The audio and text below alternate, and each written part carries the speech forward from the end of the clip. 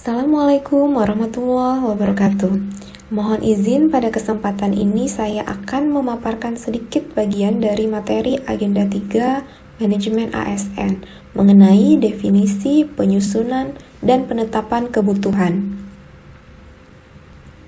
Bagian pertama, definisi manajemen ASN. Apa itu manajemen ASN? Manajemen ASN adalah pengelolaan ASN untuk menghasilkan pegawai ASN yang profesional, memiliki nilai dasar, etika profesi, bebas dari intervensi politik, dan bersih dari KKN.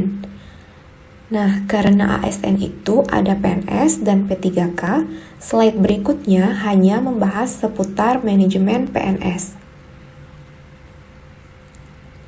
Berdasarkan Undang-Undang Nomor 5 Tahun 2014, Pasal 55, manajemen PNS meliputi penyusunan dan penetapan kebutuhan, pengadaan, pangkat dan jabatan, pengembangan karir, pola karir, promosi, mutasi, penilaian kinerja, penggajian dan tunjangan penghargaan, disiplin, pemberhentian jaminan pensiun dan hari tua, serta perlindungan.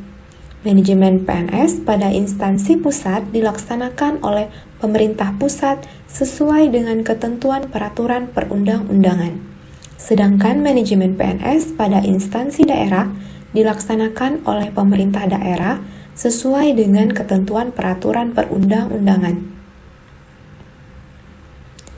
Di dalam undang-undang yang sama, yaitu Undang-Undang Nomor 5 Tahun 2014 Pasal 56, tercantum aturan mengenai penyusunan dan penetapan kebutuhan atau perencanaan kebutuhan pegawai.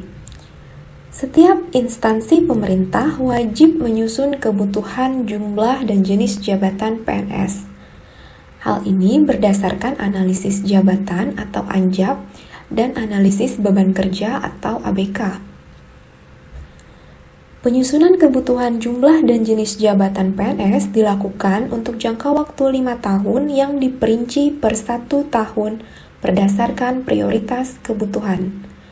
Berdasarkan penyusunan kebutuhan tersebut, Menteri menetapkan kebutuhan jumlah dan jenis jabatan PNS secara nasional. Pada pasal 56 ini mengisyaratkan, pertama, perencanaan kebutuhan pegawai harus mendukung sepenuhnya tujuan dan sasaran organisasi. Jumlah dan kualifikasi pegawai yang dibutuhkan adalah sepenuhnya digunakan untuk memenuhi kebutuhan pencapaian tujuan dan sasaran organisasi. Kedua, proses pengadaan dilakukan untuk mendapatkan pegawai dengan kualitas yang tepat dan berintegritas untuk memenuhi kebutuhan organisasi. Pegawai yang terseleksi untuk menjadi ASN memiliki pengetahuan, keterampilan, dan perilaku yang dibutuhkan jabatan atau organisasi.